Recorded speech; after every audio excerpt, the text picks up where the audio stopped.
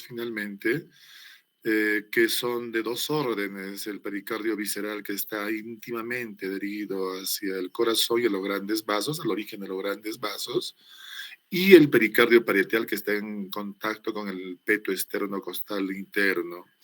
Como podrán apreciar ustedes en la diapositiva, entre ambas láminas pericárdicas existe un espacio virtual donde está contenido por 50 centímetros cúbicos de un líquido ceroso. Es muy importante manifestar que durante los movimientos de sístole y diástole este actúa como un lubricante.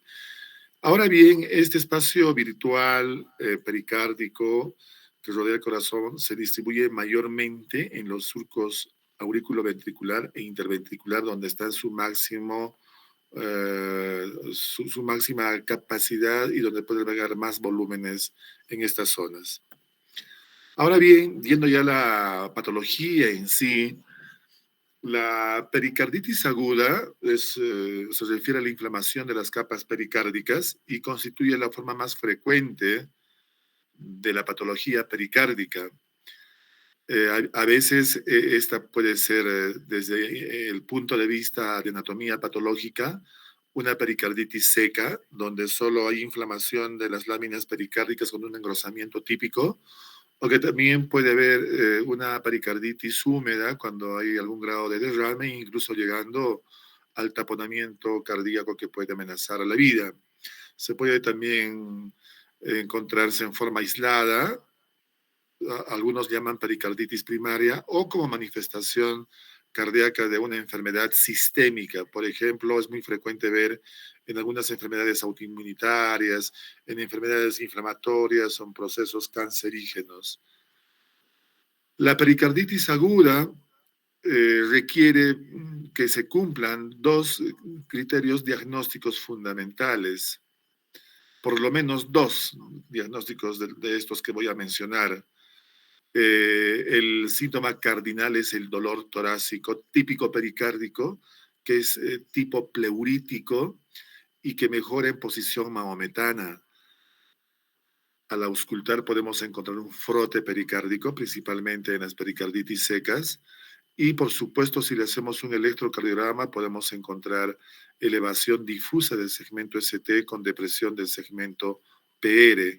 Y si le hacemos nosotros un ecocardiograma, podemos encontrar, ya hemos dicho, en algunos casos, o en la mayoría de los casos, efusión pericárdica de algún grado, que puede ser nuevo o que puede empeorarse después de un derrame pericárdico previo. Hay aquí algunas otras definiciones que es necesario que ustedes conozcan. Me refiero a la miopericarditis aguda y a la perimiocarditis aguda. La miopericarditis aguda, necesariamente existe elevación de marcadores de necrosis miocárdica, me refiero a la troponina I o T o a CPKMB, pero cursa está subrayado con amarillo, sin compromiso focal o global de la función contráctil del ventrículo izquierdo, cuando evaluamos con un ecocardiograma. Y la perimiocarditis aguda, igual existe una elevación de troponinas o CPKMB, que es una enzima, pero aquí ya en la perimiocarditis aguda hay compromiso de contracción del ventrículo izquierdo, que puede ser focalizado o que puede ser global, siempre evaluado por ecocardiograma. Entonces consideren estas definiciones. Ahora bien, de acuerdo a la cronología y la forma de presentación de la pericarditis, nosotros definimos en aguda cuando la pericarditis tiene una duración menor a 6 semanas, incesante cuando dura más de 4 a 6 semanas y no ha remitido la condición inicial, recurrente, pericarditis recurrente, cuando la aparición de signos y síntomas son nuevos, ¿no es cierto?, por primera vez, después de un intervalo asintomático de 4 a 6 semanas. Es decir, el individuo sufrió pericarditis, aparentemente se curó, pero al mes aparecen nuevamente nuevos signos y síntomas de inflamación pericárdica, es decir, pericarditis, y esto se llama pericarditis recurrente. Y cuando hablamos de una pericarditis crónica, cuando esta enfermedad tiene una duración mayor a 3 meses. Por favor, entonces, consideremos estas definiciones desde el punto de vista cronológico de la forma de presentación de la pericarditis. En esta lámina nosotros encontramos las causas de las enfermedades del pericardio. Fíjense ustedes, aquí tenemos causas infecciosas, donde los virus pueden producir inflamación del pericardio, también todo este grupo de virus, las bacterias que están aquí anotadas, muy importante en nuestro medio, eh, este, el bacilo de Koch, también los hongos pueden producir, aunque es muy raro, y también es muy raro, por supuesto, pero también los parásitos como Echinococcus granulosos o Toxoplasma gondii puede producir también pericarditis. Así como hay causas infecciosas, hay también causas no infecciosas y como hablábamos al inicio, existen las pericarditis autoinmunitarias. Fíjense, todo este listado de enfermedades puede producir pericarditis. También las neoplasias. El segundo grupo me parece que tuvo, o el primer grupo, en su rotación de cardiología, tuvieron 2 casos de pericarditis. Una era bacteriana y la otra era de orden neoplásico, que hizo taponamiento, ¿no? La señora que luego la referimos a Puno, a la Unión Oncológica de Puno. También condiciones metabólicas. Esto es muy frecuente ver en casos de uremia, cuando hay hipotiroidismos con mixedema, entonces es posible que se afecte el pericardio. Algunas veces vemos situaciones de orden traumático, traumatismos en el tórax, ¿no es cierto?, que pueden causar también pericarditis. O a veces cuando en una sala de hemodinámica o de electrofisiología es posible dañar el pericardio, se llama iatrogénico, ¿ya? Y también inducido por fármacos. Fíjense, todos estos fármacos pueden producir pericarditis. A veces nos encontramos con estas condiciones. La amiodarona puede ser una de ellas, por ejemplo. Y miscelánea, otras causas que son frecuentes habitualmente, la amiloidosis, en la disección aórtica, la hipertensión arterial pulmonar y por supuesto cuando hay insuficiencia cardíaca crónica también se produce inflamación del pericardio con derrame pericárdico. Y otras causas que son infrecuentes, nos referimos a la ausencia congénita parcial o completa del pericardio, que de todas maneras está aquí en esta guía argentina, lo pone, ¿no? Cuando hay una ausencia congénita parcial, esta se puede inflamar y bueno, pero cuando ya no hay pericardio, entonces, ¿qué se va a inflamar? De nada, pero de todas maneras lo han puesto en esta guía argentina del 2018. En lo que respecta un poquito a la fisiopatología inflamatoria, fíjense, hay un desencadenamiento de todos estos mediadores químicos de la inflamación, ¿no? Entonces, esto nos sirve a nosotros para poder realizar el tratamiento, ¿no? Entonces, de ahí que usamos muchas veces corticoides, la colchicina también, y por supuesto los AINES, ¿no es cierto? Incluido a la aspirina. Fíjense el sitio de acción de cada uno de estos medicamentos, ¿no? Lo importante es que ustedes conozcan estos mediadores químicos, cómo desencadena finalmente la inflamación del pericardio y la vía termina precisamente con la formación de prostaglandinas y tromboxanos, ¿no? Vía ácido araquidónico.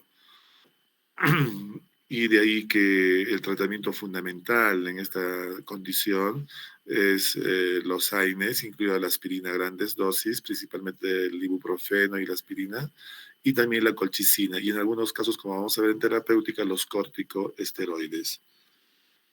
Ahora bien, la guía argentina es muy didáctica, muy bonita para su implementación y en un cuadro nos da las recomendaciones para el diagnóstico de la pericarditis. Siempre primero la clínica, después de la clínica hay que auscultar. Por favor, ausculten bien, tengan desde su tiempo, pídanle un electrocardiograma, ya hablamos de la clínica, siempre reactantes de fase aguda, ¿no? Una BCG, una PCR, un hemograma nos sirve muchísimo y los biomarcadores.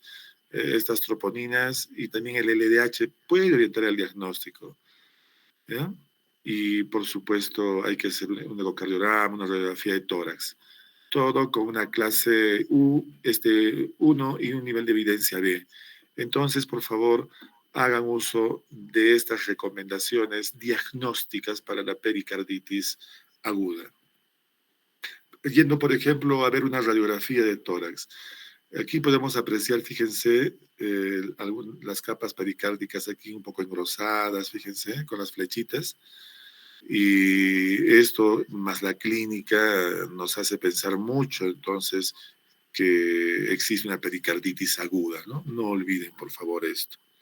Aquí puede haber un escaso derrame pericárdico, fíjense, sobre todo en esta zona focalizada y aquí en esta parte. Pero lo más importante es reconocer, miren, estas láminas pericárdicas muy engrosadas, ¿no? Con signos evidentes de inflamación. Incluso aquí hay una calcificación pericárdica, daría la impresión de que este sujeto tiene una pericarditis crónica. Entonces consideren y sean muy acuciosos al mirar una radiografía de tórax. El electrocardiograma es muy típico, fíjense, y este cursa por fases. En la fase aguda y paraguda de la pericarditis tenemos una elevación del ST muy típica. En la fase 2 se divide en inicial y tardía, aún sigue todavía el ST, que está deprimiéndose, ¿no? En la fase tardía, persiste el ST elevado. En la fase 3 disminuye el ST, pero ya hay una inversión de la onda T. Y finalmente en la fase 4, donde se normaliza el EKG. En la fase 2 es muy importante, a veces esto se puede confundir en la fase 1 con un infarto, ¿no? Entonces, pero la clínica es muy importante, entonces. Aquí tenemos nosotros un electrocardiograma de 12 derivaciones con un B1 largo, donde típicamente encontramos una elevación del ST, pero en forma cóncava hacia arriba, fíjense, ¿no? El infarto más bien es convexo, noten ustedes. Y fíjense el ST, miren el segmento, perdón, este sería el segmento TP, así se llama. Miren la pendiente hacia abajo, ¿sí? Esto se conoce con el signo de Spodek. Miren ustedes, la pendiente TP, es decir, al finalizar la onda T y al iniciar la onda P, existe una pendiente, noten ustedes, ¿sí? Con las flechitas. Este es el signo descrito por Spodek, que es muy típico de una pericarditis aguda. Aquí podemos ver el signo de Spodek. Nosotros tuvimos varios casos del signo de Spodek. El punto J elevado, como manifestábamos antes, con una elevación cóncava del ST. ¿En qué fase estaría? Entonces podemos nosotros caracterizarlo en esta fase, ¿no? En la fase 1. El ecocardiograma es muy importante. Consideramos que es una herramienta diagnóstica fundamental. Además que en la actualidad ya es barata y se lo puede hacer fácilmente incluso en la cabecera del enfermo. Y nosotros distinguimos los derrames pericárdicos, si es que hay derrames pericárdicos, si es pequeño, menos de 10 milímetros entre la hoja visceral y la hoja parietal, moderado entre 10 a 20 milímetros y grande cuando entre la hoja pericárdica y la hoja visceral hay un separamiento de 20 milímetros a más, ¿no? Y también nos indica mucho el eco cómo está la situación hemodinámica de ese corazón, principalmente de las cavidades derechas. Noten ustedes aquí un ecocardiograma, fíjense, de una pericarditis seca. Noten ustedes el pericardio, bastante grueso, muy brillante al eco, ¿ya? Y en este otro caso, más bien encontramos un derrame leve, ¿no es cierto? Con el pericardio siempre, fíjense, parietal bastante engrosado, muy inflamado, y con algún grado también de inflamación, el pericardio visceral. Entonces aquí ya se produce algún grado de efusión pericárdica. Ahora bien, también es posible nosotros poder, si tenemos una resonancia magnética, entonces podemos también caracterizar distintos tipos de la pericarditis, o con efusión o sin efusión, o si hay una miopericarditis o una perimiopericarditis. En este caso es muy importante para determinar si hay una miopericarditis, una perimiocardiopericardis, perimiocarditis, en la resonancia magnética. Es muy importante. Sí, la resonancia magnética definitivamente es más específica para estas condiciones que el ecocardiograma, ¿ya? Entonces nos dan reales tardías, etcétera, etcétera. Y como repito, si es que en centros de alto nivel, especializados que tienen un resonador magnético, se debe hacer y se debe solicitar este examen. La secuencia diagnóstica sería esta, entonces, no olviden, por favor. El paso 1 incluye una adecuada historia clínica, por supuesto con un buen examen físico, solicitar siempre un electrocardiograma, una radiografía de tórax. En nuestro medio, por ser muy prevalente la tuberculosis pericárdica, y no solo la tuberculosis pericárdica, de todos los órganos, solicitar una evaluación para tuberculosis. De todas maneras, para sospechar si es que hay un problema autoinmune, anticuerpos antinucleares en sueros, hormonas tiroideas también, si sospechamos de un mixedema, y otros estudios dependiendo qué cosa nos orienta a la clínica. En el paso 2, lo que debemos hacer es un ecocardiograma para ver si es que hay algún grado de derrame y si debemos hacer una pericardiocentesis, ¿no? Entonces, esto es muy importante. Y por supuesto el paso 3 incluye realizar una biopsia del pericardio con una ventana pericárdica o también, por supuesto, guiado por ecocardiograma. Sobre todo cuando hay sujetos que tienen pericarditis persistente o recurrente y cuando han tenido taponamiento, ¿no es cierto? Es muy importante en estas situaciones. Asimismo, cuando el derrame es mayor a 3 semanas, no mejora, no hay diagnóstico etiológico, es muy importante realizar entonces una biopsia para llegar al diagnóstico etiológico. Este es un cuadro muy bonito que lo hemos extraído del JAC del año pasado en un artículo de revisión. Eso los voy a pasar también ahora al terminar la clase, donde nos muestra el diagnóstico diferencial de la pericarditis aguda. Con el síndrome de Takotsubo, con el infarto de miocardio, con la misma miocarditis y entonces aquí tenemos la misma entidad que estamos estudiándolo ahora, ¿no? Tenemos aquí las características del dolor en cada una de estas condiciones, el electrocardiograma también, ecocardio, la coronariografía, resonancia magnética y biomarcadores. Muy bonito, quisiera que lo tengan ustedes cuando tengan un paciente con dolor torácico de difícil diagnóstico y entonces caracterizar con este cuadrito y llegar al diagnóstico finalmente, ¿no? Ahora bien, ¿cómo estratificamos el riesgo en pericarditis aguda? Si ese sujeto tiene fiebre persistente mayor a 38 grados centígrados, tiene una evolución subaguda, ¿ya? Hay un derrame que es grande, mayor a 20 milímetros en el ecocardio, o tiene taponamiento, o evidencias de taponamiento, y fracasó el tratamiento con aspirina o con AINES, quiere decir que lamentablemente tiene un riesgo muy aumentado, ¿no?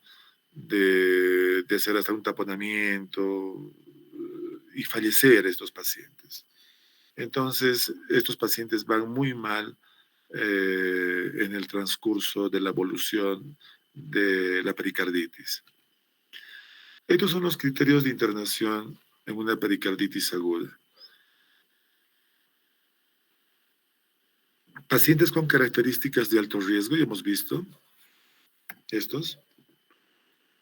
Si es que hay miopericarditis y si la causa es traumática o inmunosupresión, o estamos con tratamiento anticoagulante, algunos que toman warfarina, otros anticoagulantes nuevos. Estos pacientes tienen que necesariamente hospitalizarse. En el caso del paciente que tuvimos nosotros y que fue paciente de ustedes también, El primer paciente con la pericarditis bacteriana debe estar en sus historias clínicas, vino con fiebre, ¿verdad? Se le hizo un eco, tenía un importante derrame pericárdico, entonces tenía que hospitalizarse. En el caso de, y no sé si tuvo compromiso del miocardio, ese es el problema, que a veces no podemos caracterizar esto porque les digo que una resonancia sería mucho mejor. En el caso de la señora que vimos, donde el derrame pericárdico y que esto tiene que ir sí o sí a la comunicación, caso clínico, case report, la señora tenía, yo la vi en la consulta privada y ustedes lo han visto, el video se los puse en el grupo de WhatsApp, tenía taponamiento cardíaco, entonces sí o sí tenía que hospitalizarse, ¿no? Y ya el drenaje se lo hizo precozmente en emergencia, guiado por ecocardio. Entonces estos pacientes, por favor, no les den de alta, tienen que hospitalizarlo. La señora que tenía el taponamiento cardíaco, tuve que ser, no quería aceptar la hospitalización, tuve que hacerle firmar en la historia clínica en el consultorio, la evasión mía de responsabilidades. Al último, finalmente, la señora fue sensata y se hospitalizó, porque si no, de hecho, que hubiese fallecido.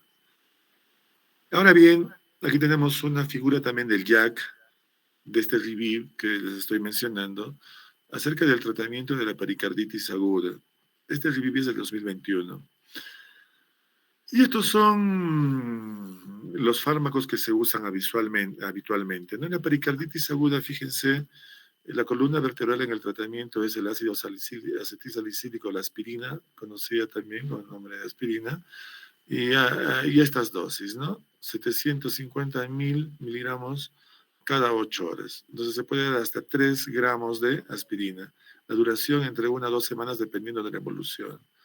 Y el ibuprofeno altas dosis. Ya tenemos nosotros en el mercado, aquí tenemos sobre todo 600 miligramos de ibuprofeno. Habitualmente venía en 400 miligramos. Entonces, si ustedes consideran, puede darle una sola tableta de 600 miligramos o 2 tabletas de 400 cada 8 horas, igual de 1 a 2 semanas.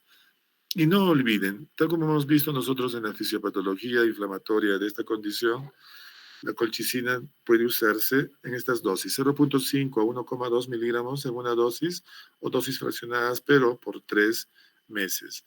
Y si es que tenemos problemas ya de pericarditis constrictiva, que vamos a verlo mañana, estas son las alternativas terapéuticas, ¿no? Y por supuesto, frente a un taponamiento no nos queda otra que realizar una pericardiocentesis de emergencia o caso contrario con los cirujanos de tórax realizar una ventana pericárdica. Y si estamos frente a un caso de pericarditis recurrente con una inflamación activa, entonces nuevamente recurrimos a los AINES, a la aspirina o una pericardiectomía para los casos resistentes al tratamiento. Es decir, hay que sacar el pericardio. Pero si no hay inflamación activa, definitivamente hay que hacer una pericardiectomía, es decir, sacar la parte del pericardio inflamado. Esto en pericarditis recurrente. He aquí la guía argentina, es muy explícita, ¿no es cierto? Por ejemplo, una clase 1 en nivel de evidencia B en lo que respecta a la recomendación de los antiinflamatorios no esteroides, consideran que son fármacos de primera elección, ¿no es cierto?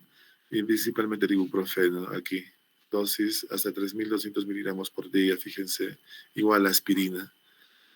La indometacina también se puede usar la indometacina.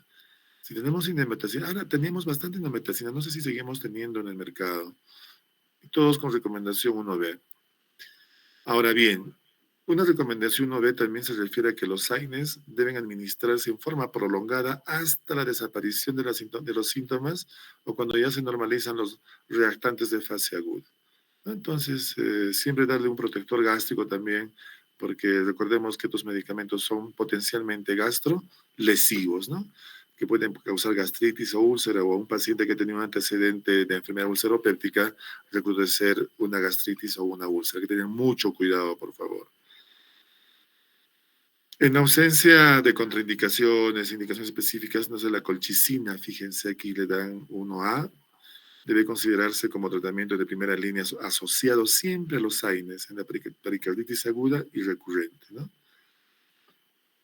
He aquí la dosis para administrar la colchicina, ¿sí? La dosis inicialmente es de 2 miligramos por día durante 1 a 2 días y dosis de mantenimiento 1 miligramo cada día. Se puede fraccionar cada 12 horas, 0,5 miligramos cada 12 horas en pacientes que tienen menos de 70 kilos o 0,5 miligramos por día en caso de intolerancia porque puede producir diarrea, ¿no es cierto? Entonces se disminuye la dosis. Y fíjense, como ya hemos visto, el tratamiento debe ser no menos de 3 meses o hasta 6 meses en, este, en lo que refiere a tratamiento con colchicina. Ahora bien, ¿cuándo usamos nosotros y cuándo debemos usar corticoides en la pericarditis aguda? Realmente es muy débil la recomendación, ¿ya? Solamente debemos usar en pacientes con deterioro del estado general, recurrencia de la pericarditis, enfermedades del tejido conectivo, enfermedades autoinmunitarias o una pericarditis urémica. Usamos dosis bajas, 1,5 miligramos por kilo, por lo menos durante un mes, por supuesto siempre con las recomendaciones cómo debe usarse los corticoides, ¿no? Darlos siguiendo siempre el ritmo circadiano de la producción de estas hormonas. Y cuando queremos ya retirar el medicamento hay que hacerlo en forma gradual, siempre acompañado de un PCR, ¿no? De una proteína C reactiva. Ahora bien, si los síntomas recurren, nuevamente hay que administrar corticoides, mantenerla 2 a 3 semanas, otra vez descenso gradual. Y fíjense, durante el descenso de la dosis de esteroides, en un periodo de menos 3 meses, siempre tenemos que considerar el uso de aspirina o AINES y colchicina. Entonces así también nosotros coadyuvamos, esto se llama triple terapia, en casos sobre todo de pericarditis recurrente. Entonces, estas son las recomendaciones actuales, de acuerdo a la última evidencia, la mejor evidencia que tenemos sobre el uso de corticoides en la pericarditis aguda. Muy bien, ahora vamos a pasar entonces a ver los derrames pericárdicos, no sin antes siempre recordarles la anatomía normal del pericardio y el espacio pericárdico que habíamos visto al inicio. Se define la presencia de efusión o derrame pericárdico cuando la cantidad de líquido pericárdico ha superado el monto considerado normal, que es de 50 cc. Es muy frecuente de ver, a veces también lo vemos como un hallazgo incidental o como manifestación de un problema cardíaco en falla cardíaca, por ejemplo, o de alguna enfermedad sistémica, no cardíaca. He aquí las causas de los derrames pericárdicos. Seguimos, es casi similar a la pericarditis aguda, condiciones infecciosas que pueden ser virales, bacterianas, y hemos dicho que en nuestro medio siempre pensar en tuberculosis y también, por supuesto, en hongos, aunque esto es menos frecuente, ¿no? Y estas son las causas no infecciosas, fíjense, falla cardíaca, por ejemplo, hipertensión pulmonar, o sujetos con hipoalbuminemia, o pacientes que cursan con uremia, con mixedema, o pacientes que tienen enfermedades crónicas inflamatorias sistémicas, ¿no? Lupus eritematoso, que es frecuente esto, ya muy frecuente también en artritis reumatoides o en el Sjögren. Y lesión pericárdica, ¿no? A veces es iatrogénico o por ahí, después del infarto de miocardio puede también haber una pericarditis con derrame, se llama el síndrome de Dressler, ¿no? Aquí está, tumores metastásicos, fíjense, cáncer como hemos tenido, traumatismos también. Y esto es muy frecuente en la actualidad. Pacientes que cursan con cáncer y tienen que ser lamentablemente recibir radioterapia, entonces cursan también con pericarditis. Y algunas veces se puede desencadenar un tumor primario del pericardio, se llama mesotelioma y también puede producir una efusión o derrame pericárdico. Y como hemos visto anteriormente, algunas toxinas, fármacos también. Algunas consideraciones diagnósticas. Es muy importante la epidemiología, ya hemos dicho aquí es frecuente la tuberculosis, ahora también con el VIH también muy frecuente en estos sujetos, ¿ya? Y ser muy acuciosos en la historia clínica, ¿no? Ahora bien, es importantísimo conocer la etiología. A veces no llegamos a la causa, pero ya un poquito que la epidemiología nos ayuda, ¿no? En nuestro medio, repito, origen tuberculoso, infección por VIH o puede ser ambas causas. Ahora bien, las causas que son no idiopáticas o no virales son las que tienen peor pronóstico. Hay riesgo muy incrementado de que hagan un derrame más rápido, muy intenso y que pueden llegar al taponamiento cardíaco. Entonces debemos vigilar mucho a estos pacientes para realizar una pericardiocentesis de emergencia. Y por supuesto, es muy importante, si hay la posibilidad, conversar con el cirujano de tórax para poder hacer una ventana y sacar un poco de pericardio, ¿no es cierto? Para llevar anatomía patológica y así entonces llegar al diagnóstico de la causa, ¿no? Y sobre todo, esto es muy importante cuando estamos sospechando problemas de índole neoplásico. Y el electrocardiograma tiene un curso muy característico. Muchas veces encontramos nosotros disminución en el voltaje del complejo QRS, y este se define como la suma de las ondas R más S en D1 más 2 más 2 más 3 menor a 15 milímetros. Entonces ahí hablamos de voltaje reducido y aplanamiento difuso de las ondas T, pero también es posible ver alternancia eléctrica. Mejor veamos aquí. Definitivamente tenemos aquí bajo voltaje, ¿sí? Bajo voltaje. Pero ¿qué les llama la atención en este de dos largo? Este es un latido, otro latido, miren, bajo voltaje y este se aumenta. Esta es la famosa alternancia eléctrica que lo podemos caracterizar bien aquí. Este QRS se registra en el electrocardiograma cuando en un paciente con efusión o derrame pericárdico importante, cuando el corazón, el miocardio, se aleja del peto externo costal y este es cuando se acerca.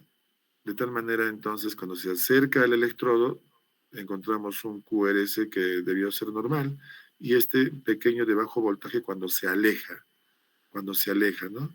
Entonces, esto se llama alternancia eléctrica. Esto es muy frecuente de ver, así como aquí hemos visto una alternancia eléctrica, ¿no? Entonces, por ejemplo, si ustedes se fijan bien en el electro de estos pacientes, sobre todo de la señora, no me acuerdo de la señora que mandamos a Puno, tenía alternancia eléctrica. Yo le hice su electro. Podemos revisarlo nuevamente como caso clínico. Repito, este caso debe ir a reporte de caso, ¿eh? La radiografía muy típica, aquí tenemos un derrame moderado, fíjense, y aquí una imagen clásica en botellón, cuando ya prácticamente hay una efusión muy importante. Este paciente estaba cursando ya con taponamiento cardíaco. Y es muy importante manifestarles que el agrandamiento de la silueta cardíaca en una efusión también es derrame, ¿eh? En una efusión pericárdica, comienza ya cuando hay más de 200 mililitros de líquido en el saco pericárdico. Entonces ahí es visible ya un agrandamiento de la silueta cardíaca en la radiografía de tórax. ¿Cuáles son las recomendaciones para el uso del ecocardiograma en el manejo del derrame pericárdico? Consideramos que es muy importante, absolutamente. Este es un examen muy fácil de realizarlo, ¿no es cierto? Nos da, por supuesto, este, la condición hemodinámica del derrame, podemos cuantificar, ¿no es cierto?, el mismo y, por supuesto, podemos informar la severidad del derrame, ¿no? Y además la ecocardiografía sirve mucho para realizar la pericardiocentesis como guía. Entonces nosotros siempre realizamos con guía, porque muchas veces con el trocar, con la aguja podemos pasarnos hasta el miocardio, entonces hay que tener mucho cuidado. Pero también la ecocardiografía nos sirve para hacer el seguimiento, ¿sí?, del paciente. Y por supuesto como diagnóstico inicial de la pericarditis aguda. Fíjense ustedes, aquí tenemos un ecocardiograma transtorácico con una posición paraesternal, fíjense. Este es el ventrículo izquierdo, la aurícula izquierda, esta es la válvula mitral, este es el velo septal de la válvula mitral, el velo posterior o parietal de la válvula mitral, aquí está la válvula aórtica, este es el ventrículo derecho, este es el septum interventricular, este es el pericardio visceral, este es el pericardio parietal. Fíjense entonces el derrame, ¿no? Un derrame muy importante. Si lo medimos, está entre más o menos 18 y 20 milímetros, un derrame moderado. Y siempre debe caracterizarse la cantidad, o por lo menos una cantidad eh, aproximada. Aquí tenemos ya un derrame un poquito más importante, fíjense, una vista subcostal. Y noten ustedes aquí un taponamiento cardíaco. ¿Por qué esto debe drenarse rápidamente? Con pericardiocentesis, porque las cavidades derechas, este es el ventrículo derecho y esta es la aurícula derecha, ya han colapsado, ya han colapsado. Entonces, al colapsar, se disminuye la precarga, sufre el ventrículo izquierdo, signos de bajo volumen, de bajo débito cardíaco, y el corazón para en cualquier momento, falleciendo el paciente. Entonces, inmediatamente hay que drenar lo que sea ciegas para salvar la vida del paciente. Esta es una condición de emergencia absoluta, por favor. Por eso es muy importante que ustedes, así no sean cardiólogos, deben por lo menos realizar un ecocardiograma. Lamentablemente, como los jueves no teníamos, yo los jueves los procedimientos, podía enseñarles o podían hacer ustedes por lo menos unas vistas de ecocardiografía. Pero también podemos hacer uso de la tomografía computada o resonancia magnética.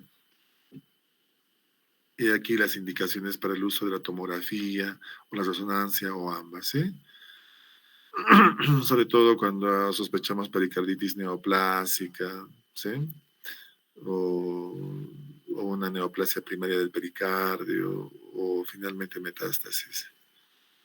También para cuantificar el desarme pericárdico.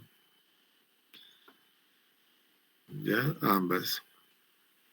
Nos da información precisa de la presencia de calcio, masas, compromiso torácico asociado, en pacientes que tienen derrames pericárdicos crónicos, por ejemplo, incluso para ver la naturaleza del líquido pericárdico. Esto es muy importante. A veces hay pus, entonces lo caracteriza bien la tomografía y la resonancia.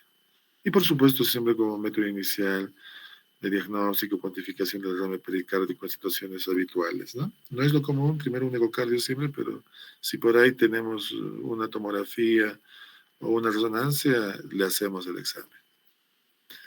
Estas son las recomendaciones para el análisis del líquido pericárdico. Siempre, y esto por favor ha sido un motivo de molestia en el grupo de cardiólogos de nuestro staff en el hospital, principalmente con el paciente. ¿Se acuerdan, chicos? Con el paciente que tuvo aparentemente la pericarditis bacteriana, le drenan en emergencia y no le han pedido ningún tipo de examen, que no puede ser.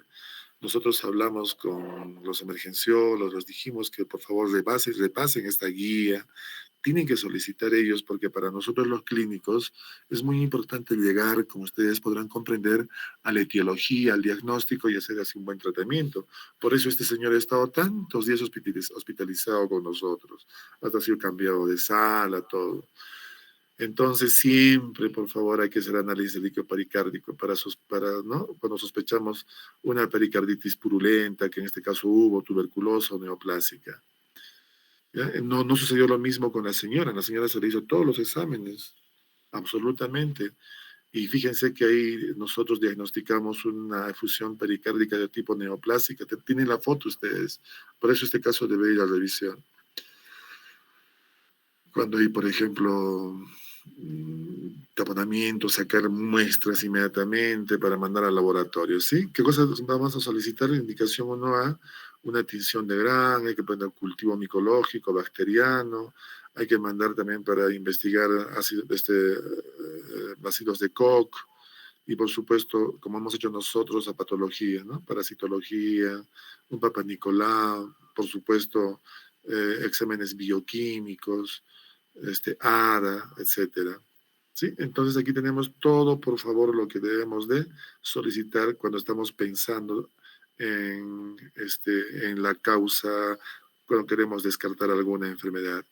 Entonces que ustedes tienen todas las recomendaciones para el análisis del líquido pericárdico y así hacer un buen diagnóstico, llegar al diagnóstico del derrame pericárdico. ¿Cuáles son las indicaciones del tratamiento del derrame pericárdico? Todos los pacientes con etiología conocida, por supuesto, deben recibir el tratamiento para la causa de base. ¿Sí? Si, por ejemplo, es un paciente que ha sido diagnosticado de una tuberculosis pericárdica, entonces debemos hacer el tratamiento de tuberculosis de acuerdo a la normativa nacional para esta condición patológica. ¿Ya?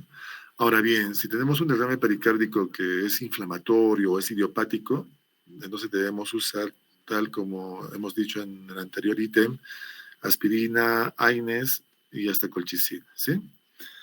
Estas son las indicaciones para la pericardiocentesis. Se debe hacer pericardiocentesis cuando hay sospecha de derrame pericárdico purulento o tuberculoso. Esto es mandatorio, inmediatamente. ¿Ya? Asimismo, la pericardiocentesis está indicada en derrames pericárdicos grandes, mayor a 20 milímetros, por eco, determinado por eco. También está indicado cuando hay derrames crónicos. ¿Ya? Cuando hay un derrame pericárdico neoplásico crónico también. En derrames pericárdicos secundarios a síndrome aórtico agudo. Esto es muy importante para ver si es que hay hemopericardio, es decir, presencia de sangre en el espacio pericárdico. Y no está indicado, más bien, no debemos hacer esto. Evitar la realización de pericardiocentesis en derrame pericárdico ligero o moderado sin compromiso hemodinámico. No, mejor no toquemos eso, ¿sí? 13. Esta es la técnica que habitualmente hacemos, fíjense, una pericardiocentesis guiada por ecocardiografía.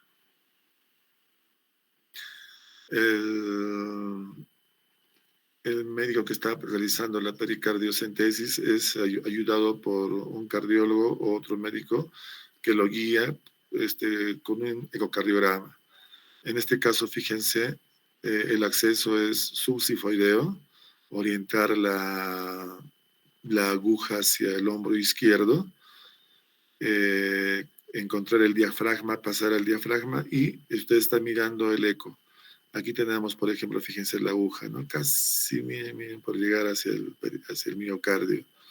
Entonces, por eso es muy importante que sea siempre guiado por ecocardiografía. Muchas veces se ha visto que se ha punzado el miocardio, se llegó a cavidad intracardíaca y se produjo un hemopericardio que muchas veces puede ser fatal. Entonces, realizar bajo esta técnica. Algunas palabras sobre el taponamiento cardíaco. Esta es una entidad grave que amenaza la vida, ¿eh? Absolutamente. Por eso es muy importante actuar rápidamente, hay que hacer un diagnóstico muy correcto y, por supuesto, el tratamiento que va a ser definitivamente la pericardiocentesis va a quitar esa situación angustiante, tanto para el paciente como para el médico. Nosotros decimos siempre, el manejo de un paciente taponado, todo cardiólogo debe saberlo, todo cardiólogo. Y ahora también esto se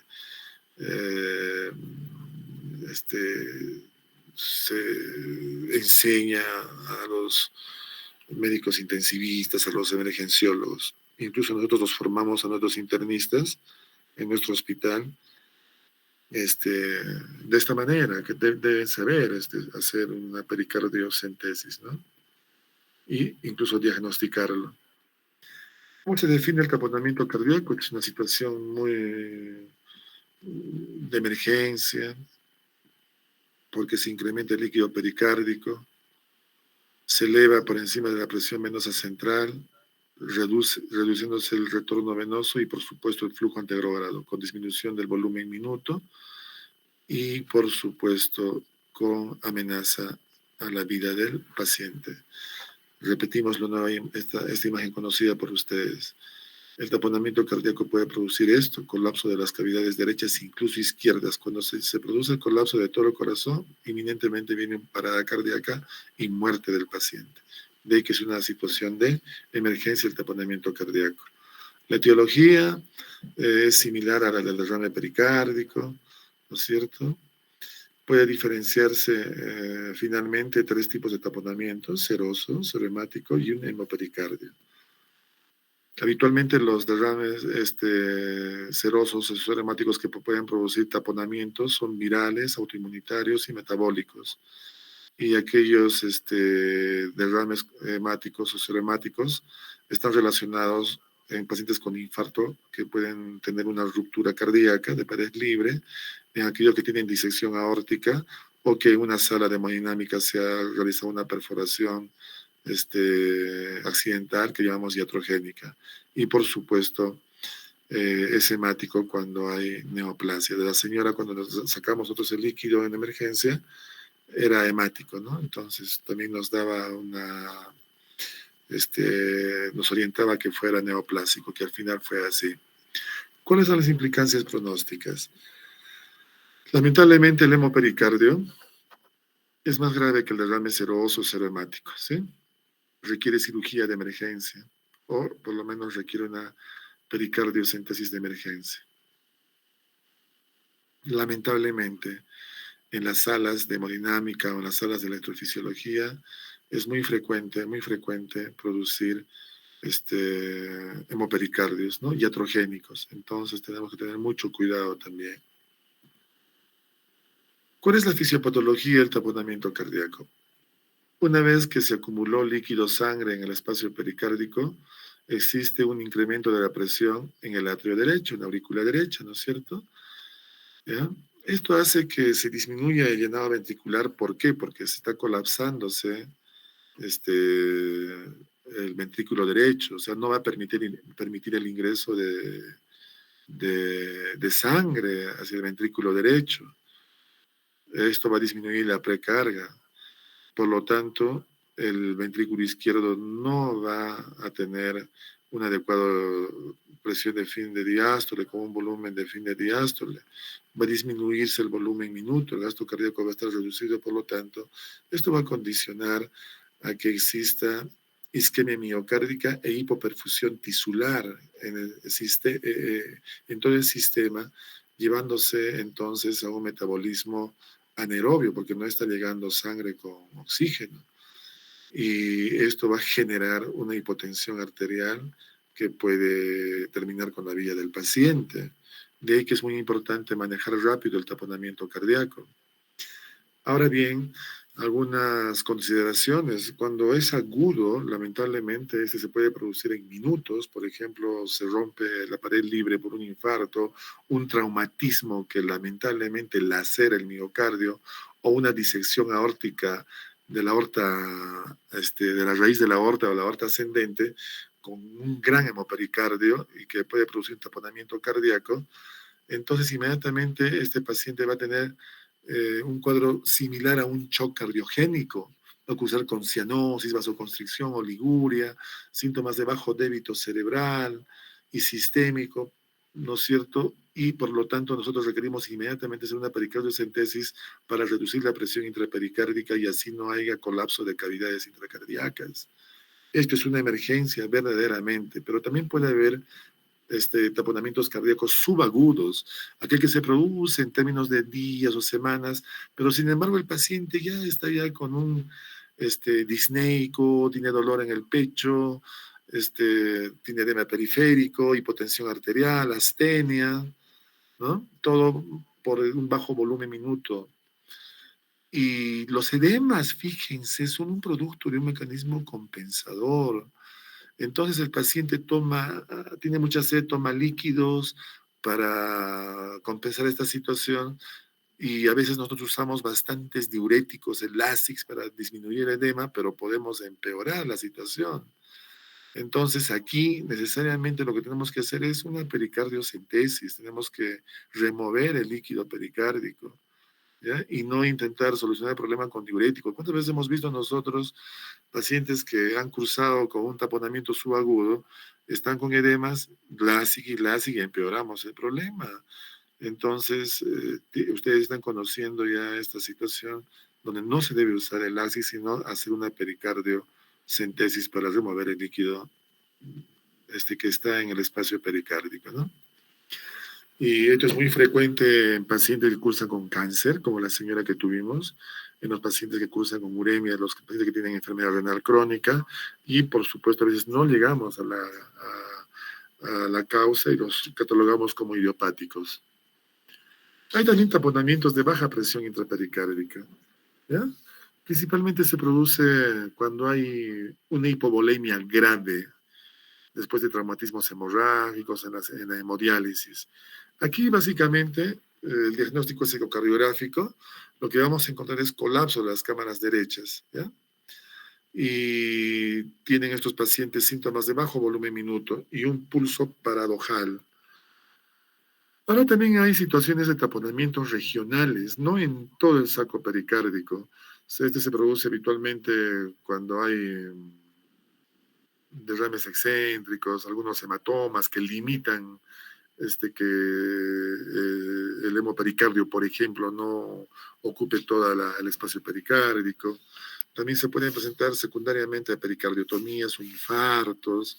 Habitualmente son asintomáticos y la verdad que el diagnóstico es un verdadero desafío, ¿ya? Es muy importante aquí hacer un buen ecocardiograma con varias vistas o usar una tomografía computarizada.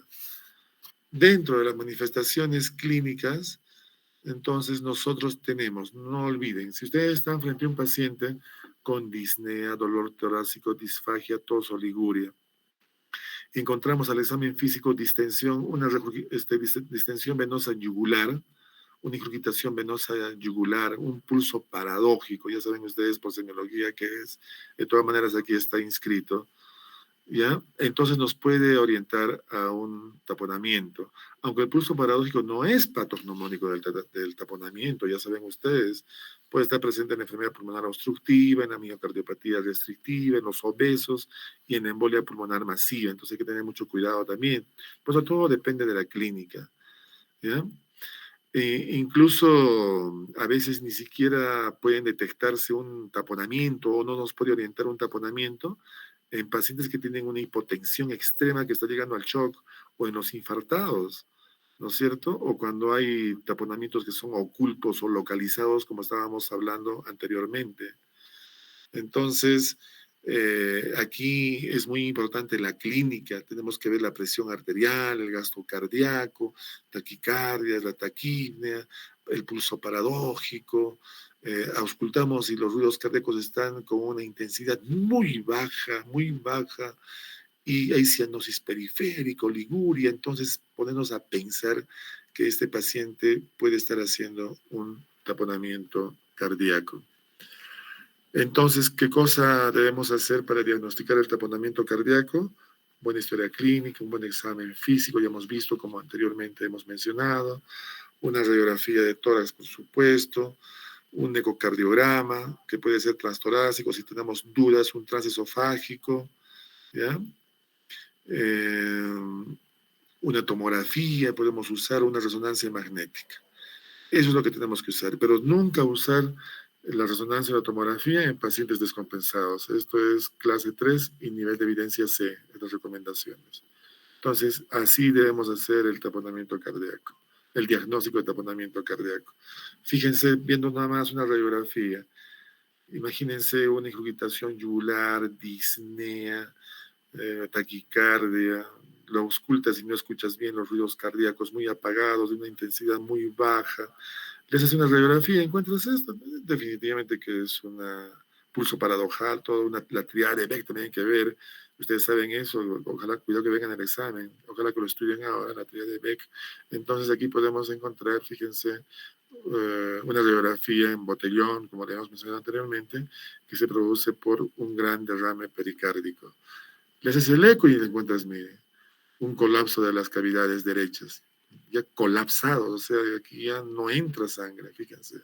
Eso va a originar que el ventrículo izquierdo no tenga sangre también para ofrecer a la aorta, con la consiguiente disminución del volumen minuto.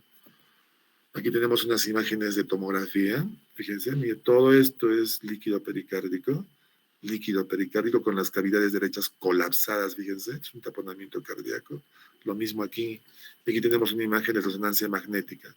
Miren ustedes, el derrame pericárdico, cavidades derechas totalmente colapsadas, ¿no? Taponamiento cardíaco.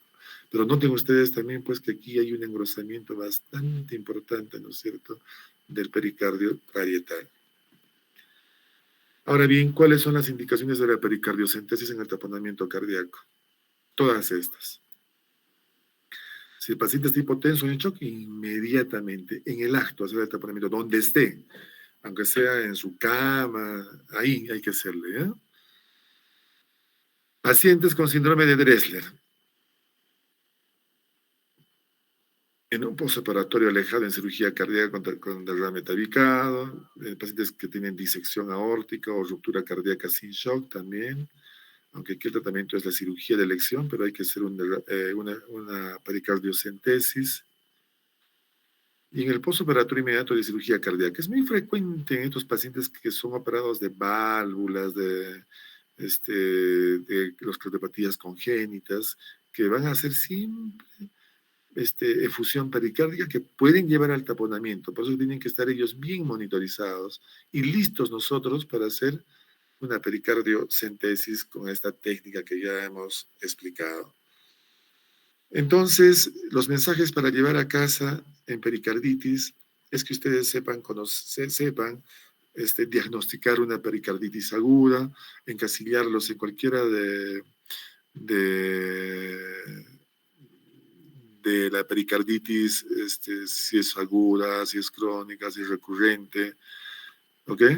Después también es muy importante que ustedes caractericen si hay una efusión pericárdica, es muy importante, y vean en qué momento hacen la pericardiocentesis, y por supuesto conocer lo que es el taponamiento cardíaco. Ya saben que el taponamiento cardíaco es una emergencia real donde tienen que ustedes salvar la vida al paciente. Es muy importante que también ustedes sepan que la pericarditis aguda es producida por una serie de condiciones, bacterianas, no bacterianas, autoinmunes, etcétera, etcétera, neoplásicas, y entonces la historia clínica debe ser bien realizada. ¿Ya? Soliciten un eco siempre ante una sospecha, o ustedes mismos tienen que hacer un eco, así como médicos generales o de estudiantes en el externado, internado, hagan un eco, pónganle el transductor, y es muy fácil. Entonces ustedes ven, mira, aquí hay derrame pericárdico, ven las cámaras cardíacas colapsadas, es un taponamiento para que ustedes inmediatamente actúen. No tienen por qué esperar, muchachos. Al menos en nuestro hospital tenemos un ecocardio, no es un ecocardio, pero es un ecógrafo general en emergencia. Los que están en emergencia han visto. Entonces ustedes le ponen ahí una vista subcostal, subsifoidea, y van a encontrar ahí, pueden encontrar un derrame pericárdico, pueden encontrar un taponamiento, y diagnostican inmediatamente y eso ya actúa, ¿no? Entonces, tienen todas las armas, ya saben que se presenta en un electrocardiograma, en una radiografía de tórax, en un ecocardio, y si tienen la posibilidad de hacer una tomografía o una resonancia magnética, háganlo. Me parece que esta información que les damos a ustedes va a ser de gran ayuda, y lo básico para esta charla ha sido sacado ahora se los envío, del Consenso Argentino de Pericarditis y de un review del JAC, de la Sociedad Americana de Cardiología, que se publicó el año pasado. Bueno, muchísimas gracias. Si hubiera alguna pregunta, con mucho gusto voy a absolver.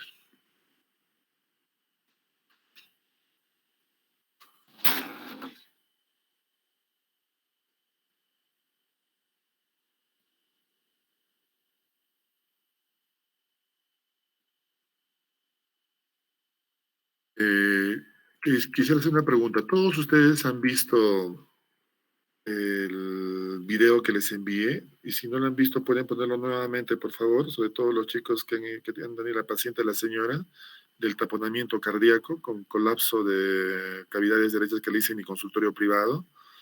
Y por favor, también su electro, lo tiene ahí. Pueden enviarlo nuevamente, por favor, y vean, por ejemplo, un caso real de un taponamiento cardíaco y cómo debe actuarse frente a este. Entonces ahí tenemos un típico, y eso recién ha estado, ¿no? Ese paciente en nuestro hospital. No sabemos de la paciente qué será. Ella tenía como antecedentes un cáncer ginecológico. Por favor, compartan nuevamente. ¿Alguna pregunta?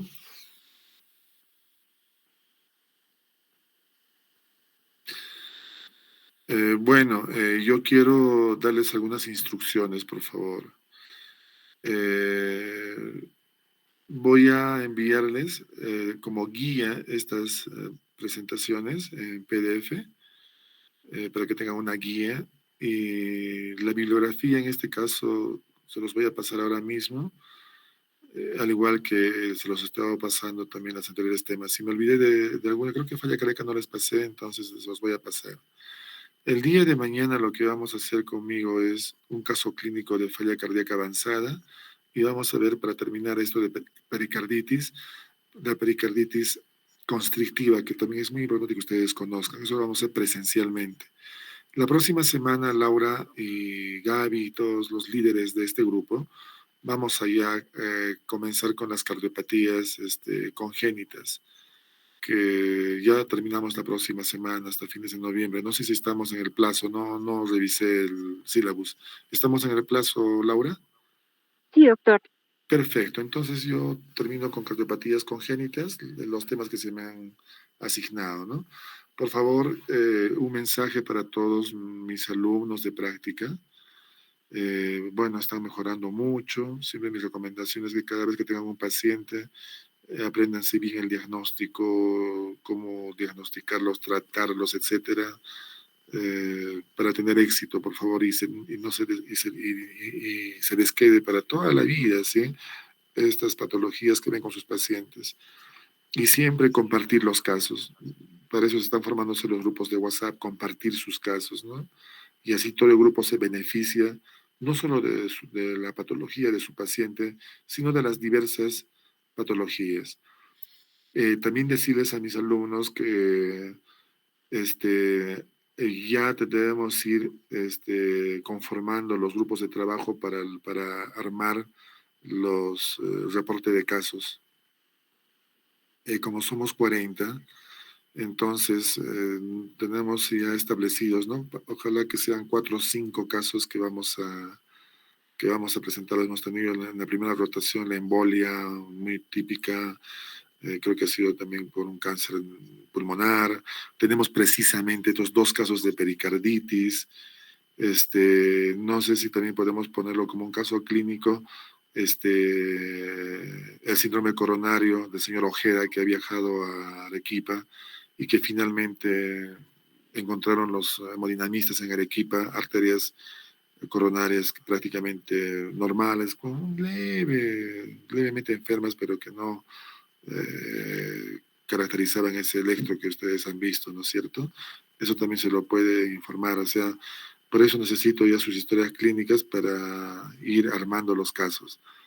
Si armamos 4 casos, entonces 10 casos, 10 alumnos arman un caso, no hay problema, participan ahí. ¿Ya? O si armamos un poquito más, 8, ¿no es cierto? 5, 8, 6. Entonces, hay que trabajarlo, por favor, desde ahora. Tómense un tiempito, un fin de semana, para trabajar. Quisiera darles este fin de semana cómo realizar un reporte de caso. Es muy fácil. Lo primero tenemos que buscar en el PubMed o en otro buscador todo lo relacionado a la literatura sobre el caso. Y después ya están bien establecidas las normas, la normativa para realizar el informe de caso. Quién sabe de estos 4 o 5, uno o dos puede ir a publicación a una revista indizada. Pero los 4 o 5 casos que lo vamos a hacer, o si son más, 6, pues hay que ver, ustedes tienen que decirme. La idea siempre es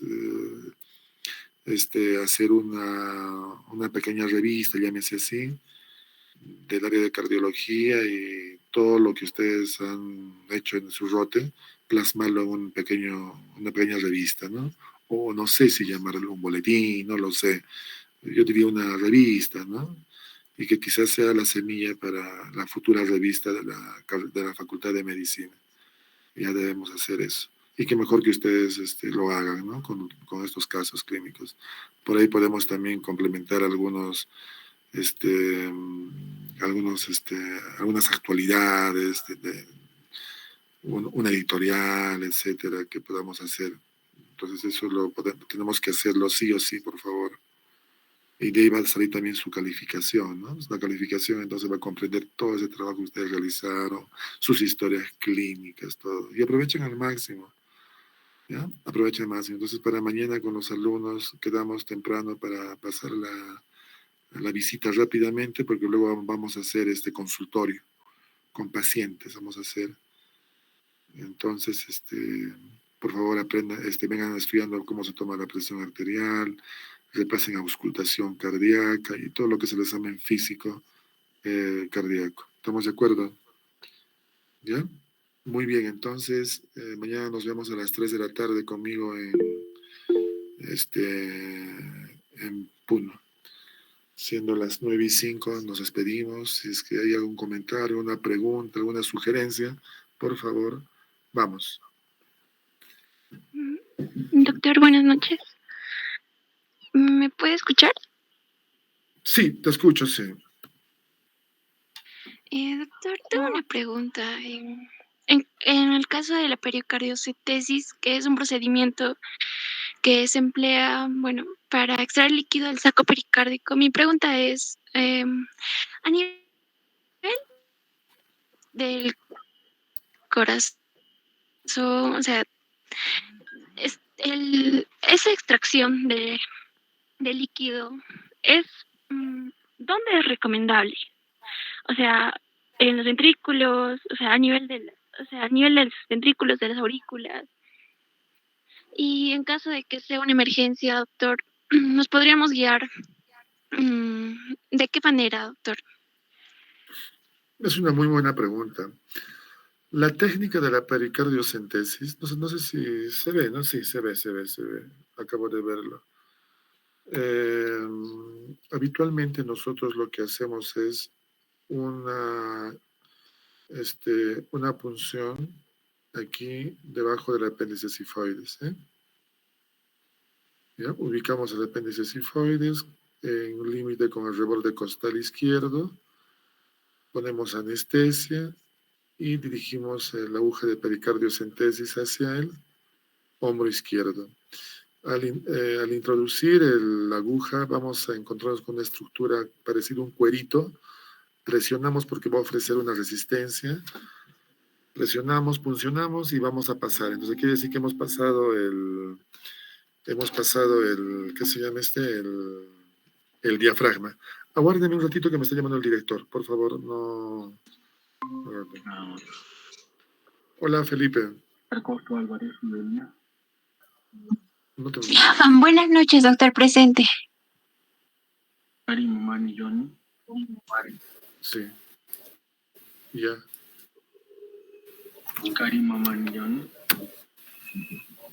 Ya. Lo pasamos aislados entonces. ¿Está en emergencia ahorita? Casilla Paredes, Ronaldo. Presente, doctor, buenas noches. Ya. No hay problema, lo pasamos a nuestro aislado. Listo, Felipe. Mañana mismo a primera hora yo estoy ahí. Chao, Felipe, un abrazo. Chao. Van a disculpar, por favor. Presente, doctor, buenas noches. Estamos contigo, ¿no? Jocelyn, ¿no? ¿Tu cámara? Sí, doctor. Está pendiente, doctor, solo que creo que está demorando un poco. No puede avanzar. Presente, doctor. Empujas un poquito y perforas. Se siente ahí cómo perforas el pericardio parietal. Y quiere decir que estás ya en cavidad. Y automáticamente... No sé si me escucha. Presente, doctor, buenas noches. En el espacio Chalcotaca presente. puede haber una ya Chambicea presencia de Portilla. líquido pericárdico en tu jeringa. Chambicea Portilla. Presente, doctor. Buenas noches. Veamos. Cuevas Condori Yuset. Presente, doctor. Buenas noches. Ya.